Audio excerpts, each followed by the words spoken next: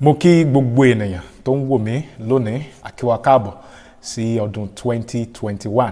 Àdúpẹ́ lọ́wọ́ Ọlọ́run fún oore ọ̀fẹ́ tó fún wa pé ká la ọdún 2020 já ní ayọ̀ àti ní àlàáfíà. Àdúpẹ́ lọ́wọ́ Ọlọ́run fún bí ó ṣe ràn wá lọ́wọ́ ní ọdún 2020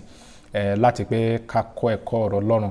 àti láti pé ká lè máa dàgbàsókè nínú ẹ̀mí. Ohun tí mo ní fún wa lónìí náà ni mo lè pè ní ọ̀rọ̀ ìṣírí ráńpẹ́ tàbí ọ̀rọ̀ ìṣítí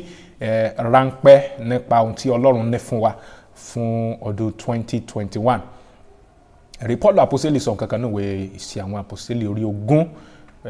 chapter 20 yẹn orí 20 ẹsẹ̀ 22 ẹsẹ̀ 32 yẹn ó ní ǹjẹ́ nísinsìnyí ará mo fi yín lé Ọlọ́run lọ́wọ́ àti fún ọ̀rọ̀ orí ọ̀fẹ́ rẹ̀ yìí tó lè gbé yín dúró tó sì lè fún yín ní ìní láàrin àwọn tí a sọ di mímọ́. So nínú ẹsẹ̀ Bíbélì yẹn náà ni mo ti fẹ́ gbà wá níyànjú lónìí. Ó ní ọ̀rọ̀ Ọlọ́run ló lè ṣe kí ni ló lè gbé wa dúró. Ó ní ọ̀rọ̀ orí ọ̀fẹ́ rẹ̀ yẹri tó sọ nìyẹn. So tí tó bá ti ní nǹkan kan tí Ọlọ́run fẹ́ ká mọ̀ tàbí tó sì ní fún wa fún ọdún ní náà ni wípé ká tó ṣe kí ni ká tó múra. Ẹ̀rí ká múra dáadáa nínú ọ̀rọ̀ Ọlọ́run. Ẹ̀rí ṣe mọ̀ pé ní ọdún 2020 tá ṣe lójoojúmọ́ wa ọdún 2020 náà ni ẹ̀kọ́ ọ̀rọ̀ Ọlọ́run ẹ̀kọ́ Bíbélì ojoojúmọ́.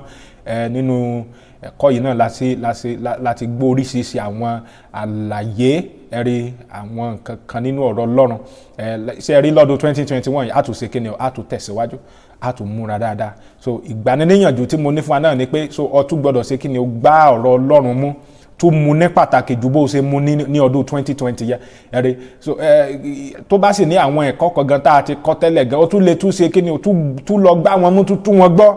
Ṣé rí ọ̀rọ̀ Ọlọ́run kọjá pé ṣé ọ̀rọ̀ ìgbàgbọ́ ni ṣé ọ̀rọ̀ agbára Ọlọ́run ni sọ̀rọ̀ ẹ̀mí mímọ́ ni sọ̀rọ̀ kí tó ní àwọn akutikọ oríṣiríṣi àwọn ẹ̀kọ́ kan. Ọ̀rọ̀ Ọlọ́run kọjá pé ṣe bí nǹkan mo ti mọ̀ wọ́n ti kọ́ wa àti mọ̀ mo ti mọ̀ ó kọjá bẹ́ẹ̀ o. Kò sí nǹkan kan téèyàn lè sọ pé mo ti mọ̀. Ṣé ẹ ráwa gan tá à ń kọ́ yín lẹ́kọ̀ọ́ ọ̀rọ̀ Ọlọ́run gan àwa náà tún ṣe kí ni àtúnwonú ọ̀rọ̀ Ọlọ́run síwájú àti síwájú sí i pẹ̀lú àwọn nǹkan tá a tilẹ̀ ti kọ́ tẹ́lẹ̀ yẹn lẹ́rìí. So ó ṣe pàtàkì fún wa láti pé káwa náà ṣe kí ni ó tún lè tú wọn gbọ́ ẹ̀kọ́ lórí ìgbàgbọ́ ẹ̀kọ́ lórí àdúrà ẹ̀kọ́ lórí ìwàásù ìrere ẹ̀rí gbogbo àwọn ẹ̀kọ́ yẹn pátápátá tó ní í ṣe pẹ̀lú ìgbé ayé rẹ gẹ́gẹ́ bí ọmọ Ọlọ́run yẹn tú wọn gbọ́ ẹ̀rí. Tó bá sì ní nǹkan pàtàkì kan tí mo sì fẹ́ sọ fún wa lónìí ọjọ́ kìíní oṣù kìíní ọdún 2021 náà ni wípé gbogbo àwọn ẹ̀kọ́ ọ̀rọ̀ Ọlọ́run tó ń gbọ́ yìí ṣe rí ìpinnu Ọlọ́run náà ni pé kì í ṣe pé kó tilẹ̀ gbọ́ wọn lásán ṣùgbọ́n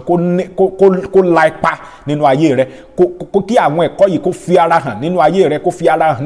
nínú iṣẹ́ ìsìn rẹ nínú ìjọ tó wà yẹn ẹ̀rẹ́ kó fi ara hàn nínú ìbáṣepọ̀ rẹ pẹ̀lú àwọn tí ò ní Jésù kó fi ara hàn nínú ìbáṣepọ̀ rẹ pẹ̀lú àwọn alábàágbé rẹ ìbáṣepọ̀ rẹ pẹ̀lú àwọn tẹ́jọ́ ń ṣiṣẹ́ papọ̀ yẹn àwọn ìbáṣepọ̀ bàbá sọ́mọ òbí sọ́mọ ọmọ sóbì ẹ̀rí ìwọ àti àwọn ẹ̀gbọ́n rẹ tàbí àwọn àbúrò rẹ yẹn ìkókó tí ẹ̀kọ́ ọ̀rọ̀ Ọlọ́run tó dálé lórí nìyẹn ó gbọ́dọ̀ ṣe kí ni ó fi ara hàn nínú ìgbésí ayé rẹ. So ní ọdún 2021 ohun tí Ọlọ́run fẹ́ sọ fún ọ náà ni pé kó ṣe kí ni ó múra dáadáa múra dáadáa sórí ó lè wú ẹ̀yìn kó wú ọdún 2020 yẹn ẹ̀rí tún wò ó bó ni ìrìn àjò gbàgbọ́ mi ṣe rí ní ọdún 2020 ṣé bó ṣe rí yẹn tó tẹ́ mi lọ́rùn ẹ̀rí ṣé bó mo ṣe fẹ́ kó máa lọ nìyẹn tàbí ṣé mo ní láti ṣe kí ni o láti tún jára mọ́ iṣẹ́ Olúwa jára mọ́ ẹ̀kọ́ ọ̀rọ̀ Ọlọ́run jára mọ́ ìdàgbàsókè rẹ nú ẹ̀mí ẹ̀rí ṣé mo sì máa ń sọ fún wa pé ìdàgbàsókè nú ẹ̀mí kì í ṣe nǹkan téèyàn lè sọ pé mo ti dàgbàsókè nú ẹ̀mí báyìí àwa ṣe báwa la bẹ̀rẹ̀ ìjọ yìí ní ọdún 1988 la bẹ̀rẹ̀ ìjọ yìí ọdún 1928 àwa ti dàgbà nú ẹ̀mí àgbàjọ la wà mo máa ń sọ fún gbogbo ìgbà pé ìdàgbàsókè tẹ̀mí ó kọjá pé mo ti pẹ́ ní òòjọ́ kí ló mọ̀ ń pa àgbàlà tó gbà yẹn kí ló mọ̀ ń pa ọ̀rọ̀ Ọlọ́run ẹ̀rí tó ṣe pàtàkì jùlọ nìyẹn ntí ṣe rí ìdàgbàsókè yẹn gbogbo wa náà láàmú ṣe kí ni a máa dàgbàsókè títí ọjọ́ ayé wa náà ẹ̀rí. So 2021 mú ọ̀rọ̀ Ọlọ́run pàtàkì ẹ̀rí ọ̀rọ̀ Ọlọ́run tó ṣe mú pàtàkì yẹn kó fi ara hàn ṣe rí Paul Àpọ́sítélì sọ nǹkan kan ní ìwé Róòmù orí 13 Róòmù orí 13 ẹsẹ̀ 11 ó ní ti iṣẹ́ ṣíṣe ẹ má ṣe ọ̀lẹ ẹ má ní ìgbóná ọkàn ẹ má sin Olúwa ẹ má ṣe ọ̀lẹ ẹ má ní ìgbóná ọkàn ẹ má sin Olúwa. So nítorí Ọlọ́run fẹ́ kí n sọ fún ọ náà lónìí ní ọdún 2021 náà ni pé kò ṣe kí ni o ní ìgbóná ọkàn ẹ̀rí nínú iṣẹ́ ìsìn rẹ yẹn ní ìgbóná ọkàn ní ìgbóná ọkàn sórí àwọn olóyìnbó ní nǹkan tí wọ́n máa ń pè ní rìpọ́ọ̀tù tàbí bí ọ́díìtì ẹ̀rí ṣùgbọ́n ni pé ìwọ náà ìtumọ̀ rìpọ́ọ̀tù náà ni pé owó fún àpẹẹrẹ owó ọdún 2020 kí làwọn nǹkan tá a ṣe gan lọ́dún 2020 bó la ṣe lè tún ṣe àwọn àtúnṣe kan nínú àwọn nǹkan tí tá a ṣe tí kò tilẹ̀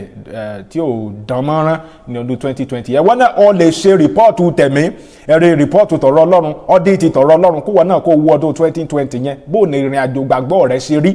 ẹ̀rí bó ló ṣe rí ṣe fún àpẹẹrẹ ẹ jẹ́ mọ̀ pé akọ́walẹ́kọ̀ọ́ ọ̀rọ̀ Ọlọ́run lórí àdúrà dáadáa bó ló ṣe gbàdúrà sí ní ọdún 2020 akọ́walẹ́kọ̀ọ́ ọ̀rọ̀ Ọlọ́run lórí ìwàásù ìrere Jésù Olúwa àwọn mélòó gan ló ti lè tọ́ka sí pé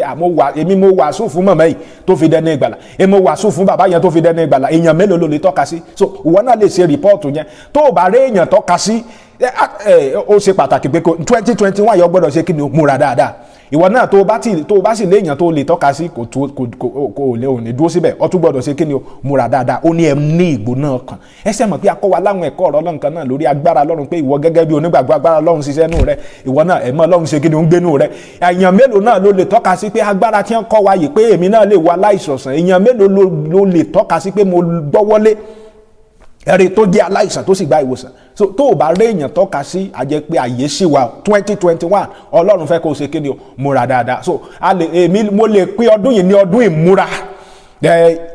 ọdún kí ni ọdún ìmúra dáadáa o gbọ́dọ̀ múra nínú àdúrà múra nínú ẹ̀kọ́ ọ̀rọ̀ Ọlọ́run múra nínú ìwàásù ìrere Jésù Olúwa múra ẹ̀rí múra níbikíbi tó bá wà adúpẹ́ lọ́wọ́ Ọlọ́run pé Ọlọ́run ràn wá lọ́wọ́ ní ọdún 2020 yìí láti pé kí ẹ̀kọ́ ọ̀rọ̀ Ọlọ́run yìí kó dé etí gbọ́ ọ̀pọ̀lọpọ̀ àwọn ọmọ ilẹ̀ Yorùbá lórílẹ̀‐èdè Nàìjíríà àti lẹ̀ ní àwọn kan tó jẹ́ pé wọ́n tilẹ̀ sí lórílẹ̀‐èdè Nàìjíríà tó jẹ́ pé àwọn náà tún ṣe kí ni wọ́n gbọ́ ẹ̀kọ́ yìí fún àpẹẹrẹ orílẹ̀‐èdè Benin àwọn kan wà tó jẹ́ pé wọ́n tẹ̀lé iṣẹ́ ìránṣẹ́ ọ̀rọ̀ Ọlọ́run yìí àtúrẹ́ àwọn mìíràn lórílẹ̀‐èdè Amẹ́ríkà ẹ̀rí ní orílẹ̀‐èdè kí là ń pè orílẹ̀‐èdè tí London wà yẹn orílẹ̀‐èdè UK àrí àwọn ìwọ̀nba èèyàn díẹ̀ ń bẹ náà adúpẹ́ lọ́wọ́ Ọlọ́run ṣùgbọ́n lọ́dún 2020 yìí gbìyànjú wípé nípasẹ̀ rẹ ẹ̀rí àwọn èèyàn náà wọ́n wà sínú ìmọ́lẹ̀ ọ̀rọ̀ Ọlọ́run nípasẹ̀ rẹ àwọn èèyàn ó gba Jésù nípasẹ̀ rẹ àwọn èèyàn ó gba ìwòsàn nípasẹ̀ rẹ ìgbé ayé àwọn ẹlòmíràn náà yóò yí padà ọ̀rọ̀ Ọlọ́run fún ọdún 2021 nìyẹn ní ìparí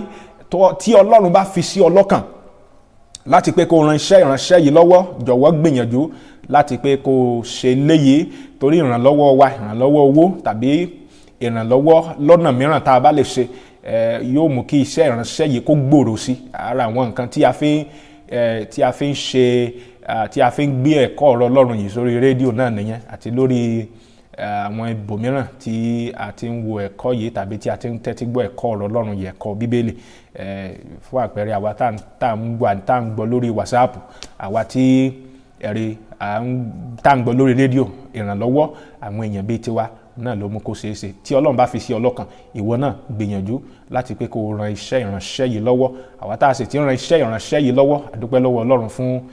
bí ẹ ṣe jọ̀wọ́ ara yín ẹ̀rí láti pé kí ẹ